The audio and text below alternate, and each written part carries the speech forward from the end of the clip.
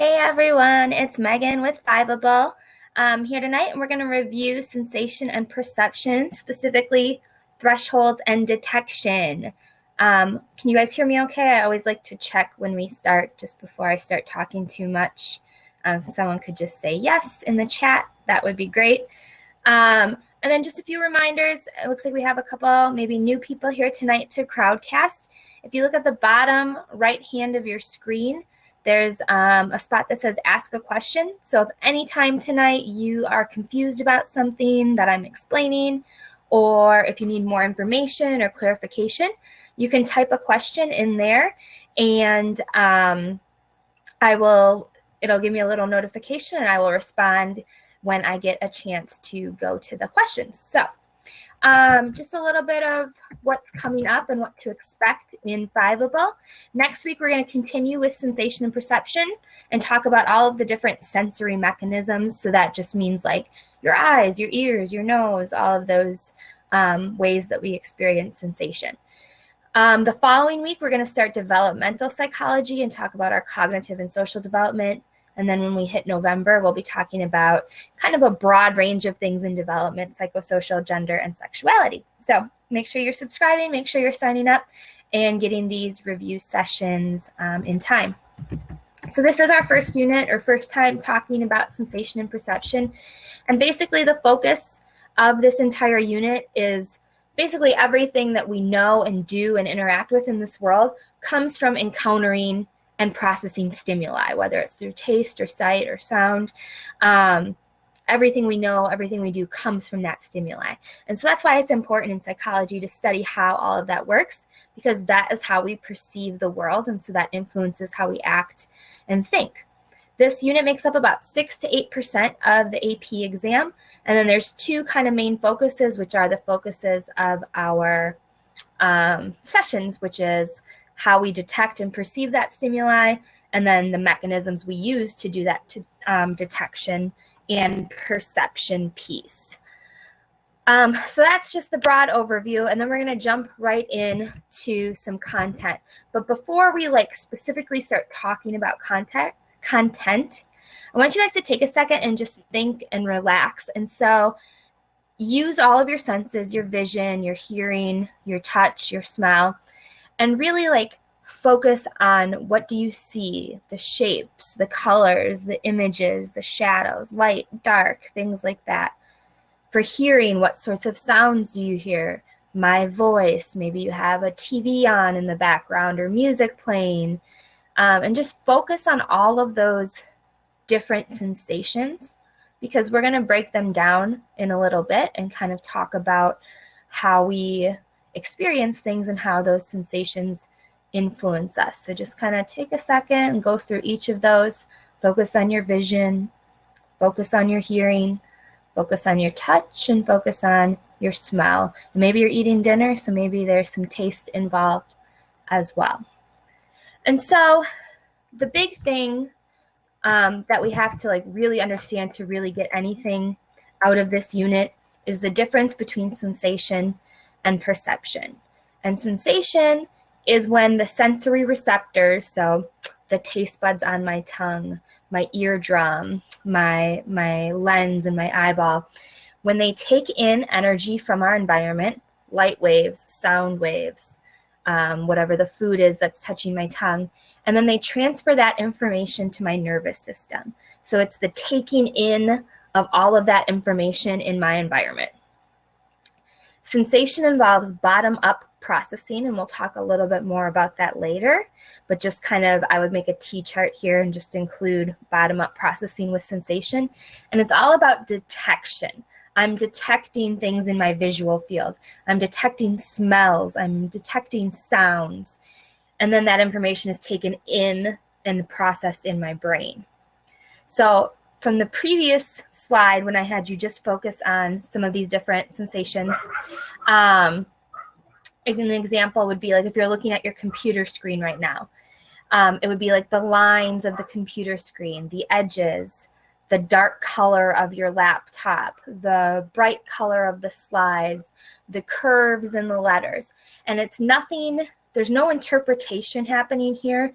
It's just taking in all of the pieces of information. So visually, it would be like the colors, the bright or the darkness, the lines, the shapes, all of that. That's all the sensation piece. It's all of those bits of information that are coming in visually to my eyeballs and going into my brain. The perception piece then is when I organize and interpret all of those pieces of information into like a recognizable object. So in looking at my computer screen, I see all these lines and shapes and colors, but because I have perception, all of that gets put together and I don't have to think about it. I just know I'm looking at a computer screen with words on it. So it's that organizing and interpreting of that information which allows us to make meaning of the world around us. If we didn't have perception, nothing would have meaning. We would just have lots of sensory information, lots of bits and pieces, but not any actual meaningful units of anything. And so perception involves more of a top-down processing, and again, we'll talk about that more. But the key thing here is interpretation. Sensation is all about just detecting things in our environment, and perception is all about the interpretation of those things. So again, going back to the previous slide, the sensation is all the bits and pieces of information. The perception is, oh, I'm looking at a glass of water sitting on my desk.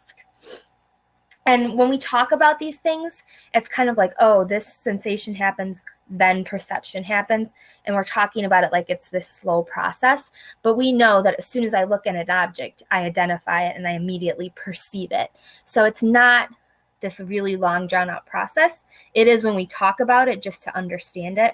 But in reality, these things happen in fractions of a second. And so a really good example to think about with sensation and perception is called face blindness. And the fancy name for it is called prosopagnosia.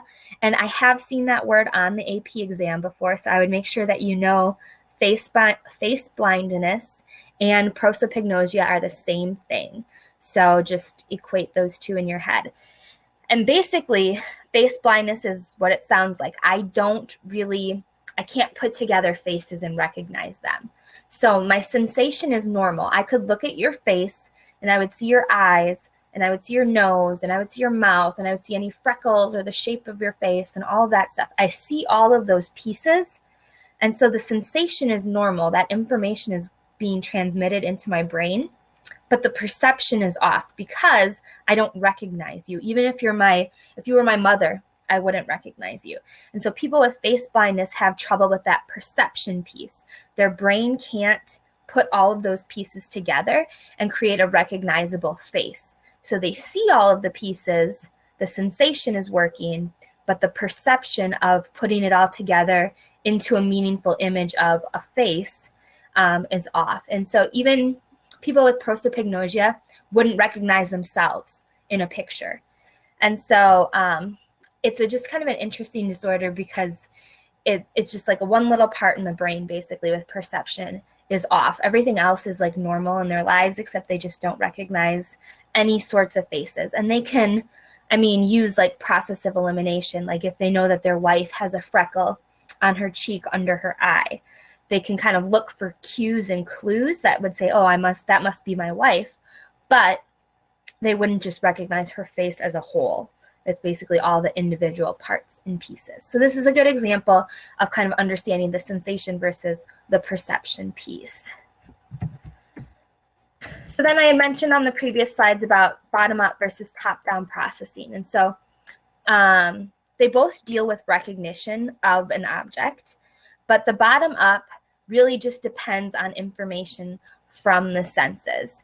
It works its way up to the brain. So I'm taking in all of the sensory input, kind of processing it, and then getting an output. So for example, that image in the center there, I'm looking at the lines of the image. I'm like seeing one straight line and then one with some small lines coming out.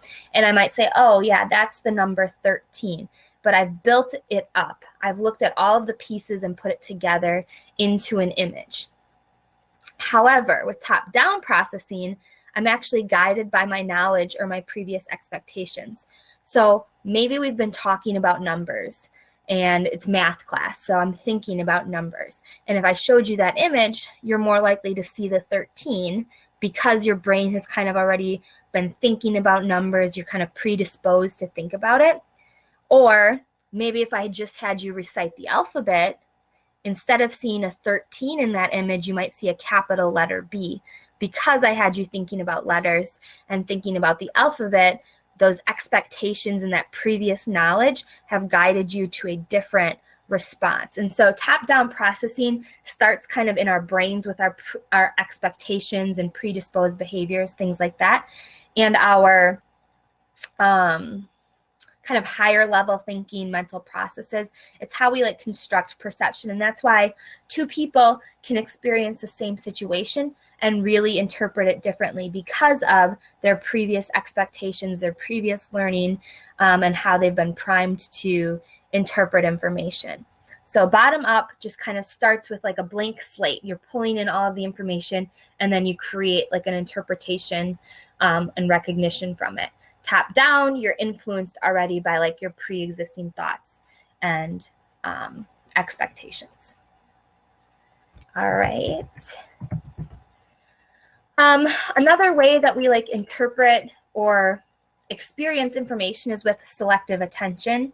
And so basically this idea is that I can only focus on so much at one time.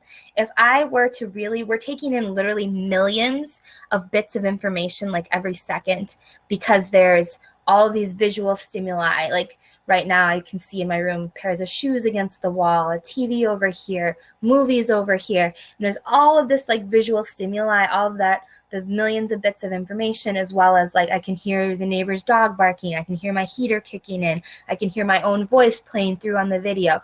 So our selective attention is what we're choosing to focus our conscious awareness on. It doesn't mean I'm not necessarily like processing some of that information. It's just that it would be impossible for me to focus on all of the stimuli that are constantly coming in at me at any given moment. And so I only am consciously processing a tiny bit of that information. And so basically what selective attention is getting at is that we do miss some stuff. And so again, getting back into that, how two people experience something very differently, why two people might act differently in the same situation is because of how our attention focuses on one stimuli versus another allows us to take in different bits of information depending on what we're focused on. And one example of this is the cocktail party effect. And so if you've ever been at like a party and like maybe there's music playing and there's lots of people talking, but like you see your friend across the room and you try to like pinpoint what they're talking about, you can actually like hone in on like one voice, even in like a crowded room with all of that going on. That's an example of selective attention. I'm choosing to focus my attention on that voice, and then my brain just kind of blocks out the rest of the information. I'm not actively taking in or processing that those other bits of information that are happening, and so they kind of slip by me. They're not consciously processed. So selective attention is really just where you're selecting to focus your attention, but it kind of explains then why we sometimes miss or fail to perceive information because we can only focus on so much. And so if we have selective attention, we also have selective inattention, which is kind of the opposite. It's where we miss information or we don't see something that's happening around us. And there's three kind of examples of selective attention that you need to know. One is inattentional blindness. And it's literally what it sounds like. I'm not paying attention, so I visually miss something. It's failing to see an object in my field of vision when my attention is directed elsewhere. So I don't know if you've ever seen this video before. It's easily Googleable, but it's like the basketball players, they're passing the ball around, and the video tells you, count how many passes the people in the black t-shirts make. And so your attention is focused on these people in the black t-shirts passing the basketball, and you're going 1, 2, 3, 4. And then in the middle of the video, there's a guy in a bear suit, and he like moonwalks through the video, dances in the frame, and then goes back out. But because you're so focused on counting the passes, most people actually miss the bear, even though it's right there. He's in the middle of your visual field, but because your attention is focused elsewhere, you were inattentionally blind to that thing in your visual field. So that's a good example of inattentional blindness if you want to Google it and just see for an example. Another example is change blindness. Again, fairly self-explanatory. It's when you fail to notice a change happening in your environment. And the picture here on this slide is a famous experiment that they've done in regards to change blindness. So this guy with like the little satchel on his shoulder is asking this woman for directions. And what happens is these people with the like plywood boards walk in between them, and then they switch the guy who's asking for instructions. So the guy at the end with the blue hat on will actually stay and talk to the woman, and she fails to notice the change in the person. And this happens over and over and over again. And I know we think, oh my gosh, I would totally notice if the person I was talking to was different, you know, after those people walked through with the board blocking my vision. But because when you're asking someone for direction, their selective attention is focused on the map or focused on pointing to where you need to go for directions, they're not actually focused on you and your face. And so they're blind to the change of the people walking through, to the change of the person. So this is another famous example. You could Google that. There's a BBC video that shows a few examples of that. And then the last one is called choice blindness. And, excuse me, I'm crossing my legs. Choice blindness is basically kind of how our brain tricks us. If I make a decision, so if I say, like, the famous example, I guess, would be I give you two cards with faces on it. And I say, rank these faces that you think are more attractive. And you'd say card A is more attractive than card B. And so then I like cover them up, and then I show you choice B, which you said was not as attractive.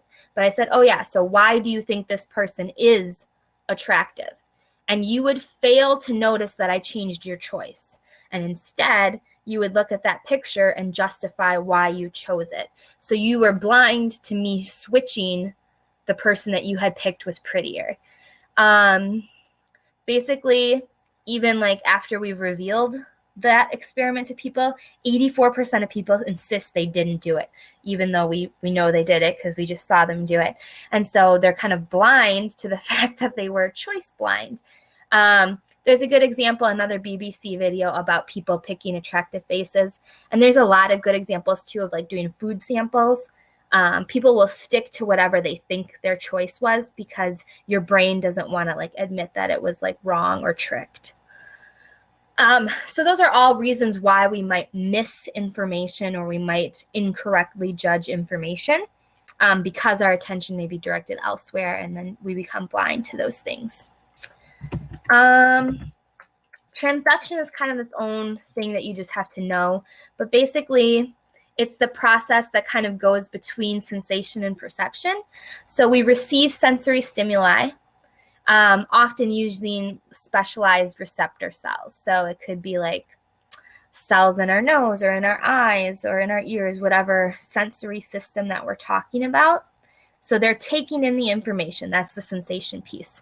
But before our brain can process it and perceive what it is, that energy, whether it's sound waves, light waves, whatever, has to be transformed or transduced into something my brain can read because it can't read those original messages. And so transduction is just the process of converting one form of energy into another. So the sound waves transduce into a message that my brain can interpret as the phone ringing or the TV on. And then that message is delivered to the brain where it's interpreted. So it's just the process of turning the original stimuli into a message that can be read by my brain. It's just like a big vocab word. And typically, I have seen questions that ask specifically where transduction happens, like in the visual process, where does transduction occur? And we'll get into that more next week. So for today, it's just kind of an introduction that that's what transduction is. But when we get into the specific sensory systems next week, we will talk about like specifically where and how it occurs in the different processes. Okay. We've kind of covering a lot. Kind of the intro to this unit has a lot of different pieces. If you have any questions, again, feel free to throw them in the chat. I want to make sure we're completely understanding and explaining everything that we're going through. Absolute thresholds are another important topic that go along with sensation and perception. And basically, an absolute threshold is just the minimum amount of a stimuli, whether it's light, sound, taste, that I need to detect that stimuli 50% of the time. And that is the key there. It's not 100% of the time, it's 50% of the time. So a good example of this might be like a ticking clock on the wall. You might not hear every tick if you're standing 15 feet away. You might hear like tick, tick, tick. And so it doesn't mean the clock's not ticking. It just means you're picking it up only every couple of ticks. So an absolute threshold then is about that minimum stimulation that I need. And on the right side here, ooh, good, Katie, I'm glad. That's very good. So if I detect something less than 50% of the time, it's technically called a subliminal message. I know we sometimes think about subliminal messages like someone in my head, like manipulating me and like convincing me to do something different. It's not quite what it means in psychology. So make sure you kind of split up here the kind of pop culture definition of subliminal message and what it actually means in psychology, because that'll be important. And so my absolute threshold could be very different than your absolute threshold for something, right? Because people have different types of hearing and different visual acuity. Some of us wear glasses, some of us don't. And so an example of this, I don't know, like a couple years ago at my high school, all the kids had this app that played like really high-pitched tones.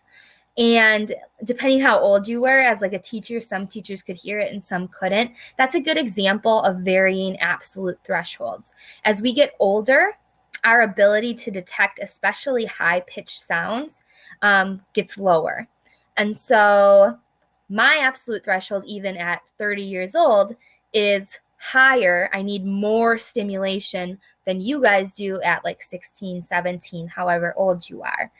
And so you can do an experiment with this. I wouldn't actually recommend doing it to your teachers. That's not very nice. But you could like have your parents like say, when do you hear this tone? And you could start playing the high pitches. And then eventually as you lower the pitch, they'll be able to hear it. And I've even seen differences between like a freshman and a senior being able to interpret and detect information. So that's how absolute thresholds can kind of vary between person to person. It can also vary between situations, and we'll talk a little bit more about that on the next couple of slides. But the key here, it's the minimum amount I need to actually interpret a sensation 50% of the time. And that's sometimes how they trick you, is that 50% of the time. So then the signal detection theory states that my absolute thresholds will vary from experience to experience. For example, if I'm really concentrating on something for 30 minutes or more, let's say I'm eavesdropping on a conversation in like a quiet cafe.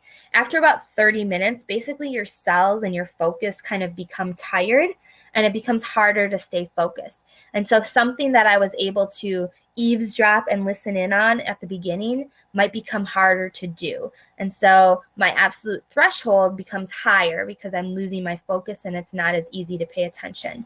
A new parent might have a lower absolute threshold for a crying baby because they're like programmed to hear that sound and to respond to it right away. So it may take less stimulation, less of a signal for them to detect the crying baby because that's what they're kind of programmed to do. Another example might be if you play like an intense video game like Call of Duty where you have to be like hyper focused and watching for movement and things like that. Your own ability shortly thereafter is heightened then to recognize like little like flickers of movement in the house, like if there was an intruder or something like that. So our detection of stimuli can vary even from day to day, hour to hour, depending on the situation that we're in. So our thresholds change. It's not like a constant thing. It can change over time due to age. It can change from situation to situation depending on circumstances. And then the last kind of key here to detection is the difference threshold. And basically what the difference threshold is getting at is, when can I notice that there's a difference? Like if I'm turning up the volume of the radio, when do I notice that the radio has actually gotten louder? And the definition of the difference threshold then is that it's the minimum change or difference a person notices between two stimuli 50% of the time. Again, I might not notice it every time, but I'll notice it 50% of the time. So that's the same between the definitions of absolute and difference threshold.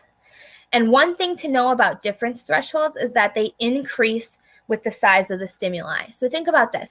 If I have the radio or the TV, let's go with TV. I have the TV volume on like level 1.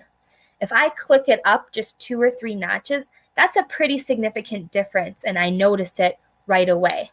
However, if I have the volume of the TV on like 75 and I click the volume up twice, you might not even notice that because it's already so loud that the difference is so minute that you can't actually notice the difference. So the bigger the stimuli or the incoming messages, the more of it you need to detect a difference. And Weber's law, this is a key, very important definition or term here, says that for us to notice that difference, the stimuli have to differ by a constant proportion. So for me to notice the volume change, maybe it's 5%. So I have to turn up the radio 5% for me to notice the difference.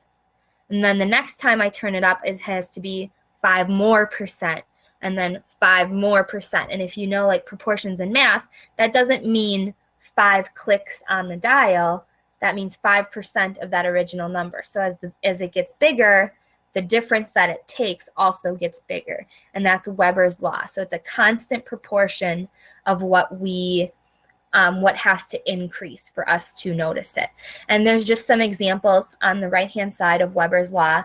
For us to notice a difference in weight, it has to differ by 0.02, and honestly, I think that's ounces, but maybe not ounces, 0.02 pounds. I don't know the measurement scale, I guess, that we're using here. But the smaller the number there, the more sensitive we are to the change. So for pitch, it does not take much of a change for us to notice pitch. But for like something like saltiness, our taste buds aren't as refined. It takes us more of a higher proportion to notice the difference.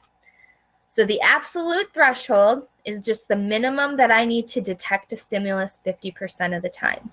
The difference threshold is the minimum change needed to detect that difference 50% of the time. And then Weber's law states that that change has to be a constant proportion. Those 3 things are the things I think I see kids confusing the most in this part of the unit. So I would just make sure you have a really concrete understanding and some examples of that if you're still not certain. A couple other things that kind of fit in here when we're talking about sensation is how we adapt to sensation. So right now, remember that you're wearing underwear. You probably haven't thought about it all day, right? But now that you're talking about your underwear and thinking about your underwear, you might feel like a little uncomfortable because now you can kind of feel it and it's like bunchy and yuck and uncomfortable, right? But usually you don't feel that feeling, right? You don't feel the socks on your feet. You don't feel the underwear on your body, the shirt on your back. And that's because of sensory adaptation. So if we go back to thinking about selective attention, remember, I can only focus on so much of the sensory input coming in around me. And so if I had to constantly think about my hair touching my neck, the shirt touching my body, the shoes touching my feet, I would just be so sensory overwhelmed that I wouldn't be able to like actually intake any information. And so sensory adaptation is basically when something is an unchanging thing in my environment. So the fact that I have shoes on, that doesn't change all day, my body just forgets about it. And basically, we've adapted to do this because it allows us to focus our attention then on things in our environment that are actually changing and actually important. So the fact that I have socks on is not really important to my survival as a human. And so my body allows me to forget about it. And I can focus on other things, like maybe the fact that there's a car speeding at me and I need to get out of the way. So it allows me to shift my attention and actually focus on things that matter. And so another thing is, like, you know that your nose is technically always visible between your eyes, like it's always in your field of vision, but because it's unchanging and it's always there and it doesn't move, your eyes basically just block it out. You adapt to like not even seeing it. That's another kind of example there. And then the last thing, before we go into some review questions and some multiple choice and the little FRQ practice, is sensory interaction. So our senses don't just exist in a bubble. I don't just taste or just smell or just see. They work together and they influence one another. One example of this is the McGurk Effect. And so we're going to watch just a really short video. I might not even show you the whole thing, but this is just an example of one way that our senses interact. And I'm hoping that this is going to work.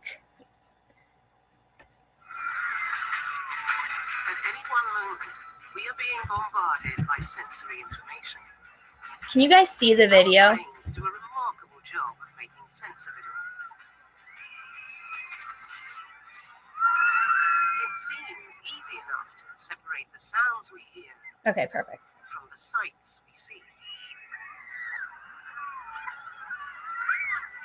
But there is one illusion that reveals this isn't always the case.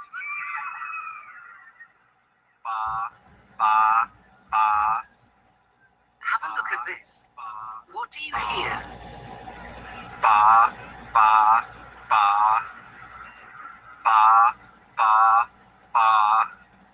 But look what happens when we change the picture.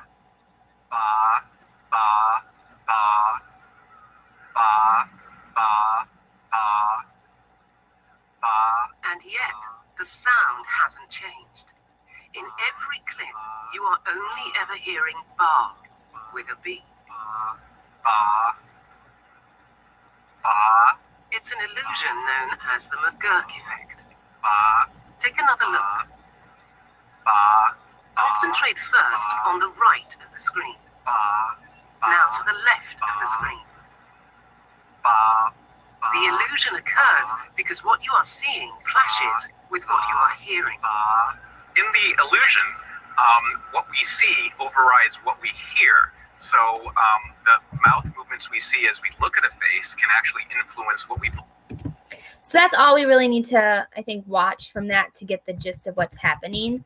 But a lot of times my students don't believe me that the sound is the same. But yeah, that sound is consistent. And what's happening is that your eyes are interacting with the sound and kind of tricking your brain into changing what it's hearing. And so our vision is actually like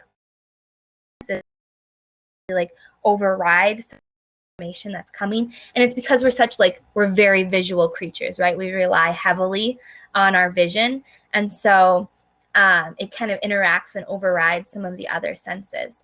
There's another illusion that this same guy does. So if you wanted to Google it, it's called the rubber hand illusion. It's another example of how our senses kind of interact and override one another. Another example of that is how smell and taste are strongly related. If you have ever had a really bad cold, you know that food doesn't taste as good. It's not as flavorful. It's not as strong. And so just understanding that like our senses work together and that we aren't just in a bubble, just seeing things, just hearing things, just smelling things, because all of that stuff goes into my brain and gets pushed together and processed. And so they relate and interact with one another. It's not just like a bubble of individual pieces. Oops, now I can't get out of this slide. Here we go. So what I'm going to do, and I have not put this up yet, putting up a poll right now for question 1. And then choices are up here. So as you think you know the answer, I'm going to get these in here quick. I want you to respond to what you think the questions are in the poll. So you just click. It should be there now. Click what response you think is accurate in this question, and then we'll talk through why it's correct. And this is a hard question. This was on my test last year, and a lot of kids got it wrong. So don't feel bad if you're not sure, because it is a tricky question, and that's why I'm posting it, so we can kind of talk about it and see if we can get the right answers. And your answers in the poll are anonymous, so don't feel bad about guessing. It's not going to say, oh, so-and-so was wrong. Yeah, so just feel free to read that question, think about it, and put a response. I'll give you like 30 more seconds, and then we'll talk through the answers. I'm just posting the rest of the question responses right now. So make sure you're on question 1 and responding.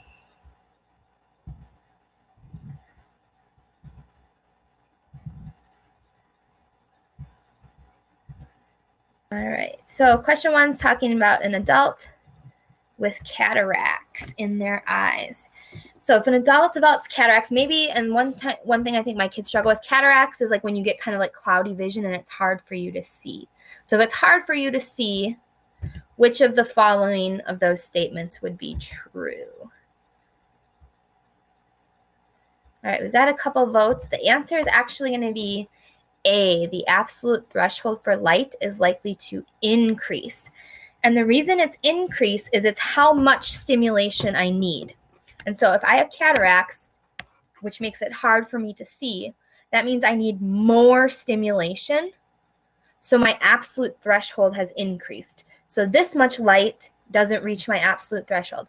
This much light does. So I need more light to kind of reach my absolute threshold for me to be able to see that information. Yeah, so that one is a tricky one. So does that make sense, though, with the explanation that I gave? Because like I said, I feel like kids often struggle with that question. All right, question 2. Which of the following is an example of sensory interaction? So read those choices for question 2 and then respond in the poll where it says question 2.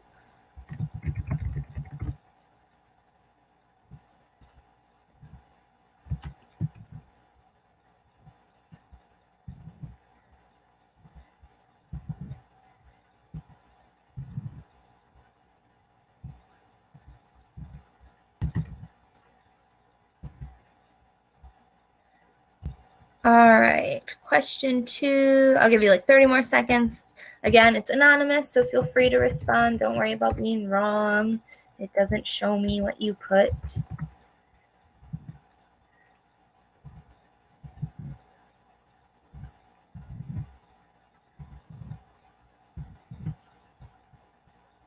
All right, for question 2, the answer is, yep, a lot of you got that one right.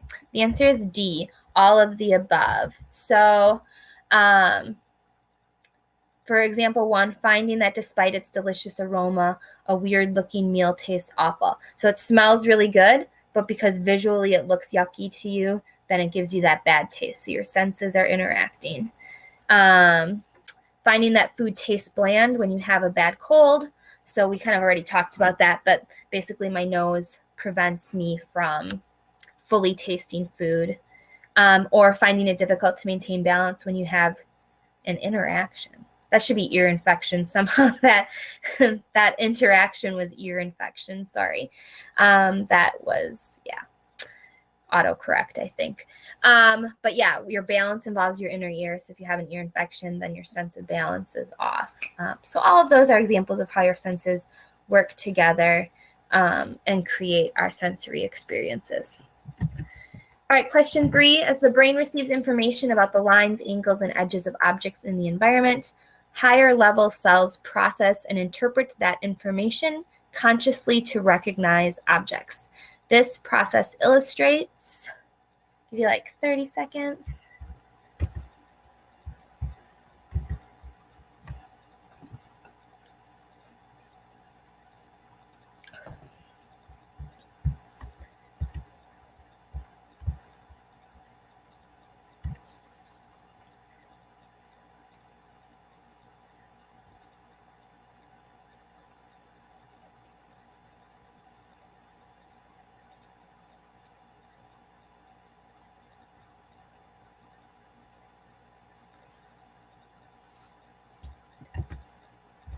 So I'm seeing a couple answers here. And you know what? I kind of think B or C could be correct now that I'm reading the question. I originally was going to say it's perception because it's putting all of those pieces together. But how the question is worded, talking about all of the different pieces, I mean, that is what bottom-up processing is taking all of those pieces and putting it together. So for me on this test, I would have accepted B or C. Sometimes the textbook where I take my question does have multiple answers, or sometimes it's even wrong. So in this case, I would accept probably B or C for that answer. And so I think everyone had put B or C, so that's good. That is a good answer. Question 4. In the University of Utah driving simulation experiment, students conversing on cell phones were slower to detect and respond to traffic signals. This best illustrates.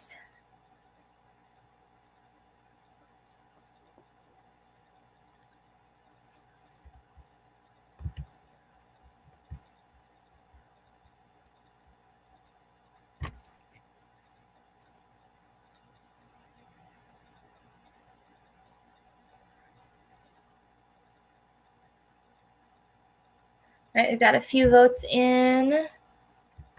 The answer for this one is E, selective attention. So sometimes you have to infer information.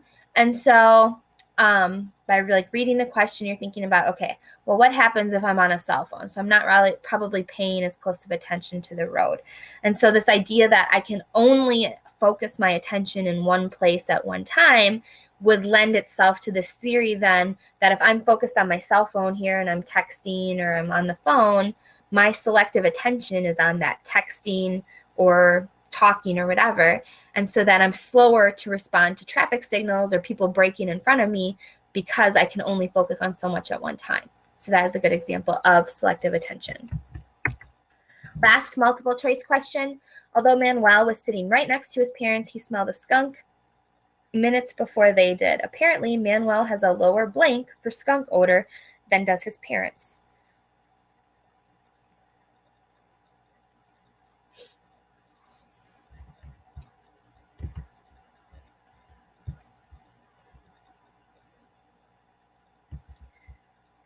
Looks like we've got a couple answers. And yeah, the answer here is B, absolute threshold. So if you have a lower absolute threshold to something, it means you're more sensitive or you need less of it. So like lower, less, those kind of go together. And if you have a high absolute threshold, that means you need more of it to actually detect it or to sense what's happening. So that might help you kind of differentiate between like a high or a low absolute threshold. And then I have a short FRQ. I just want to review, as always, I just really want to drill this into your heads, the kind of chug sodas acronym here. Make sure you're concise with your FRQs. Make sure you use good handwriting. You should always, always, always underline the vocab word, and then you don't need any extra stuff. Remember to space out your terms, go in the order that they're received, always define the term, apply the term, and use synonyms. So the prompt for this says, psychologists who study the processes of sensation and perception often describe why we do perceive some stimuli, but equally important is the study of why we do not perceive some stimuli. Use the following terms to explain why we sometimes fail to perceive stimuli. And so last week I gave kids the opportunity if they wanted to try it. Nobody seemed to want to put their choices in the chat. So this week I made 2 examples, and I want you to just take a look at the 2 responses, and let's talk about why one is better than the other. So first of all, is the one on the left or the one on the right a better response to that question? So remember, the question is, why do we fail to perceive some stimuli? So just take a second and kind of read through the 2 responses. And then if you think you know which one is better, you could just say left or right in the chat. And if no one feels like talking, in a few seconds I will talk. But I like to give you guys a chance to participate and talk through this as well.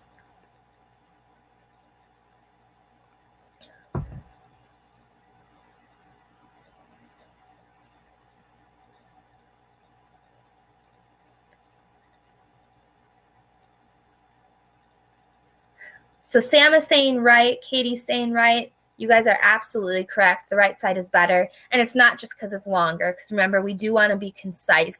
Can anyone pinpoint any reasons why the right side is better than the left?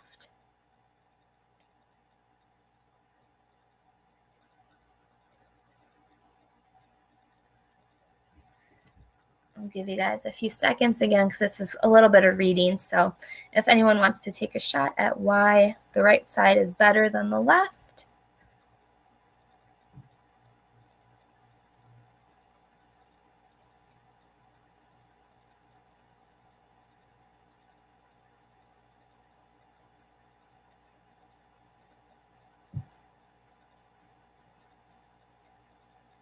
So I'll kind of jump in, and if you guys want to contribute, feel free to type it in. I just don't know how long to wait. I don't want to waste your time.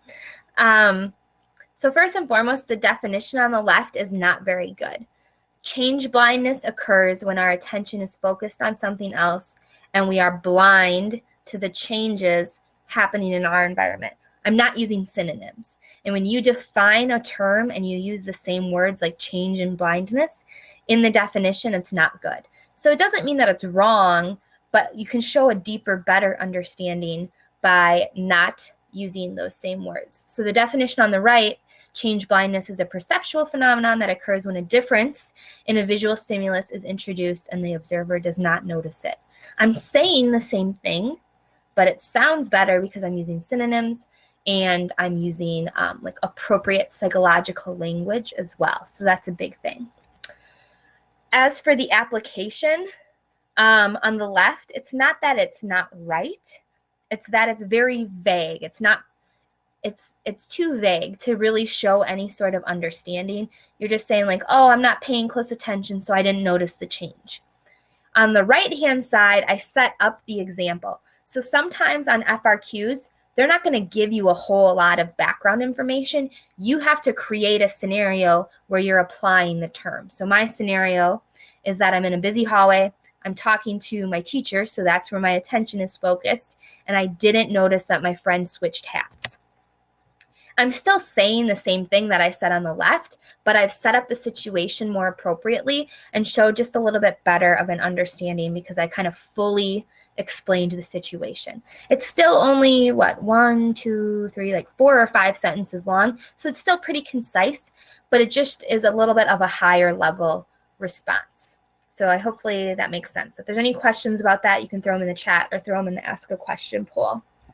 The second part, for absolute thresholds, again, remember we're talking about why you might fail to detect a stimulus. So my response here says absolute thresholds are the smallest stimulation we need to perceive a stimuli. It may cause us to miss a stimuli if it is below our absolute threshold. Like if it's too quiet, we might not hear it. For this one, what are some things I need to fix to make it a better response? And you can just type them in the chat there on the right. Any sorts of changes that you see. Could be like actual content. It could be how I've set it up. Remember the Chug Sodas acronym. What are some things there that you see that are wrong or just not good enough?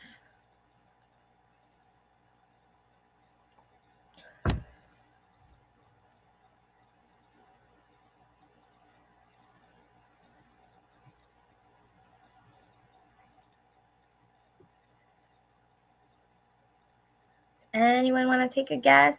It's okay to take a shot, and it's okay if you're not right, because that's how we learn, right? We want to always get better. Yep, so give an example of, instead of saying if it's too quiet, it's just, that's a vague, again, response, so there's no like specificity there. I didn't set up a scenario. That's good. That's one thing I would change for sure. Good job, Sam. Other stuff, content or structurally speaking.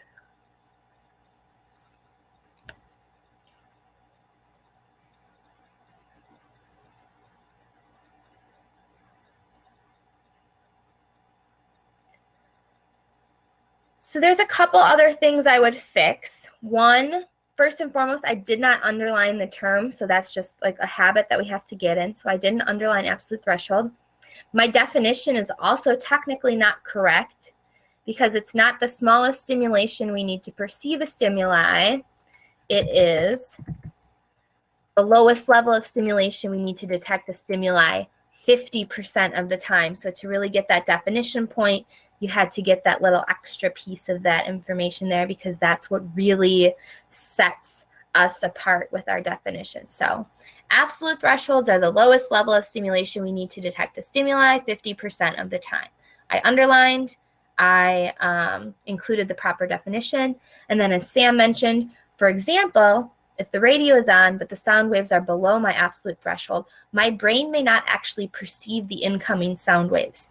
It does not mean they do not exist. It just means that I am unable to process or perceive it. So I gave a more specific example in my response. So that's all I have for you guys today. This is how I'm going to kind of try and structure all the reviews, do a few multiple choice, try and do like pieces of an FRQ. I think the more you see FRQs, the less kind of scary they get, and the easier they're going to be for you to write in the future. Hopefully we can kind of keep working on communicating, because I would love it if we could actually start to like write FRQs together in the chat and then really like give each other feedback, because I think that would be really meaningful for you guys. Hopefully you are getting something out of these sessions. If you are, make sure you kind of subscribe to Crowdcast. We also have a YouTube channel. I have a student Facebook page that Amanda and I both kind of are on. It's been kind of quiet lately, but if you're ever like in the middle of the week are stuck and you have a question and you need some help or feedback, I'm happy to do that. I always get notifications when people post in there. So that is all I have for you guys this week. Katie, good luck on your quiz tomorrow. Everyone else, I hope you're doing great in psych. And I will see you guys next week. Bye.